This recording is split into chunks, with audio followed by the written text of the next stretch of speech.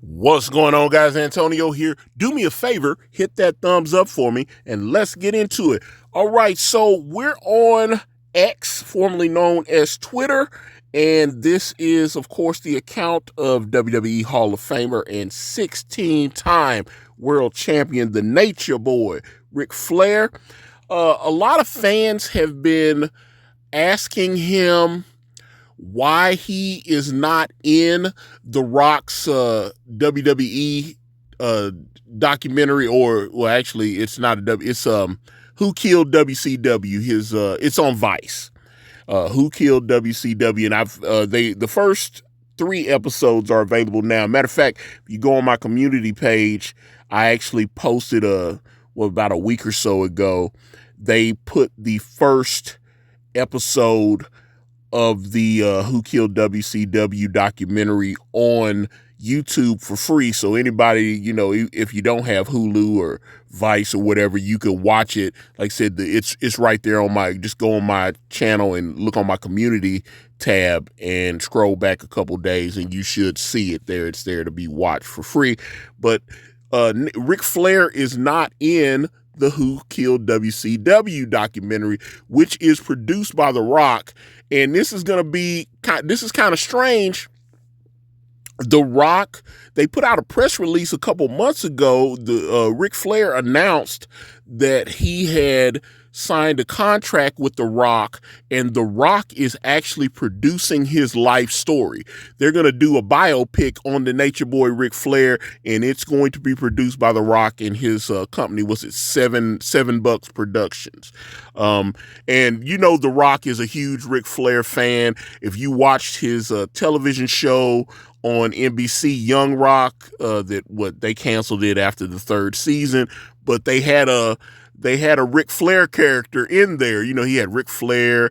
He had the King, Jerry Lawler in there. He had a bunch of, had a Stone Cold character in there. He had Young Rock. If you ever watched it, like I said, if you got Peacock, I know you can watch a lot of those shows. But Ric Flair apparently felt away about not being in the documentary. So he said, "I've tried to lay low on this. Let's face it, Who Killed WCW? It's a 3-headed monster. Jim Herd, Eric Bischoff, and the Vince Russo. There's no individual wrestler or faction that caused anything to kill WCW. It was the people in charge that created dysfunction, animosity, and tried to divide and conquer by lying to everyone and involving themselves in the promotion, which was the ultimate failure. God, I could give you 1,000 more examples. I am one to live through all 3 nightmares and to be saved by the WWE. Thank you to WWE for bringing someone who was dead in the water as a result of these 3 people back to life."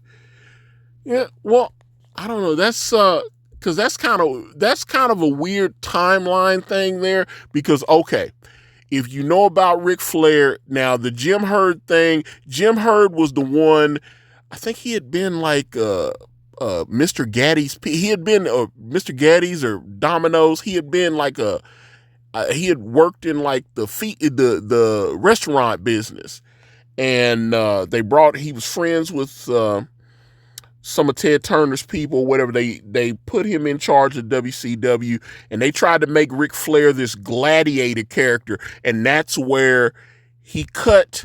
They got Ric Flair to cut his hair. You'll see during that period of time in WCW, Ric Flair cut his golden locks and he had short hair, and a lot of people was like, "Wow!" I remember when they cut Ric Flair's hair, and that was a strange time. And he also had a facelift during that time.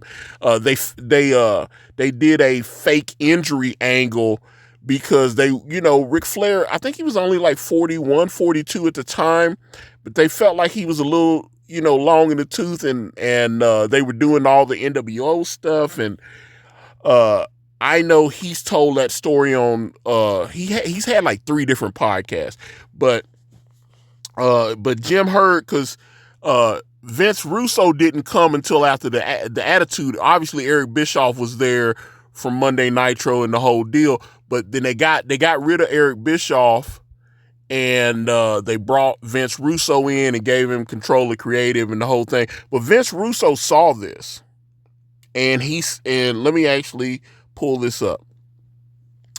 And here's Vince Russo. Looks like the Nature Boy's hitting that rum candy again. Thanks for giving me that much credit.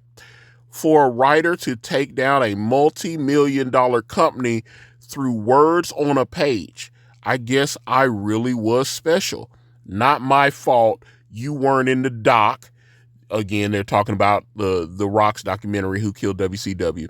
Not my fault you weren't in the doc, Rick. Sorry, man.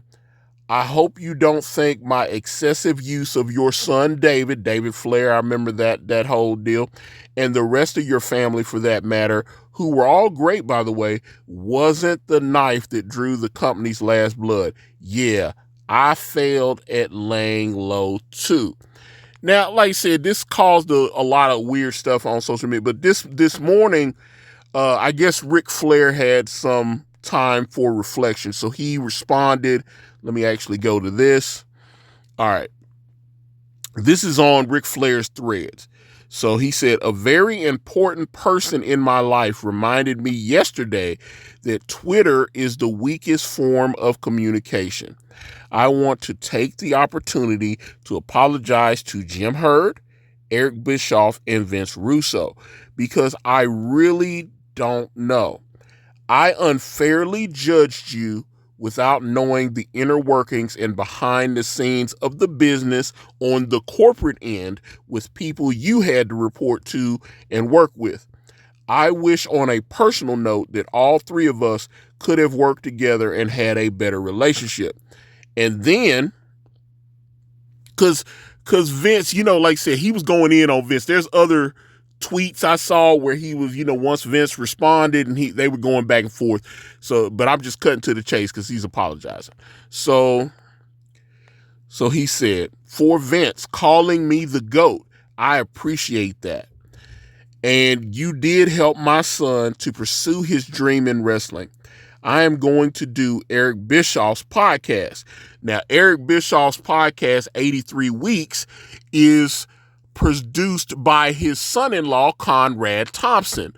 Conrad Thompson does with the Bruce Pritchard podcast, Something to Wrestle To, or whatever, Bruce Pritchard's podcast. He does the JR podcast.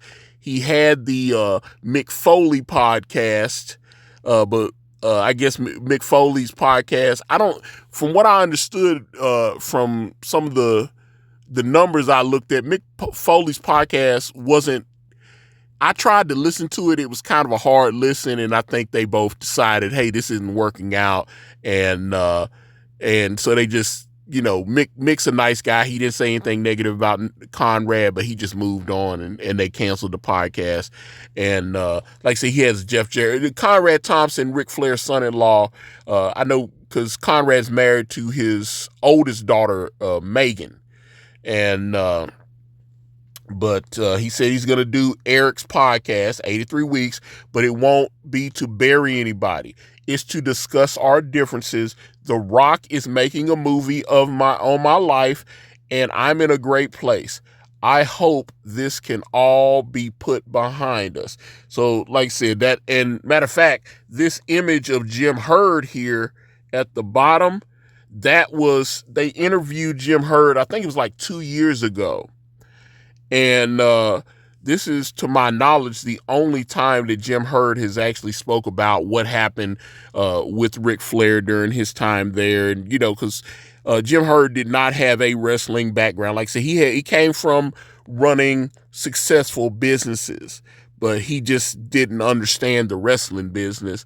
And like I said, we can go on and on about Vince Russo had a lot of success in WWE when he was working with Vince McMahon during the Attitude Era. You had Stone Cold and Rock. They all were talking about how great he was. Vince did a podcast with Stone Cold like years ago, and I wasn't, and you could tell Stone Cold really liked Vince Russo, and they sound like they were having a blast. That it was a great listen to Stone Cold Steve Austin talk to Vince Russo about different things, and then kind of speak about what happened when Stone Cold left, and then he came back and the whole deal. But either way, so the big takeaways there are, obviously Rick was upset. He appears to not be upset anymore. The Rock's doing a Ric Flair biopic. Looking forward to that. And he's apologized to Eric Bischoff, Jim Herd, and Vince Russo. But that's it. Like I said, I've been enjoying Who Killed WCW. If you got Hulu, you should be able to pull it right up. Or, like I said, the first episode is linked right there on my community tab. If you just go on my community tab, you can watch it. We need you, road to 3,000. Give me a follow. I'm on Facebook. I'm on Instagram. I'm on X. I'm on Threads. All at Ikari Press. Type in IkariPress.com. It will take you to my comic book, Brand Way of the Gun. I've got the link to that and my Gumroad in the description if you guys want to check out some other projects. Thank you guys so much for watching. I'm out.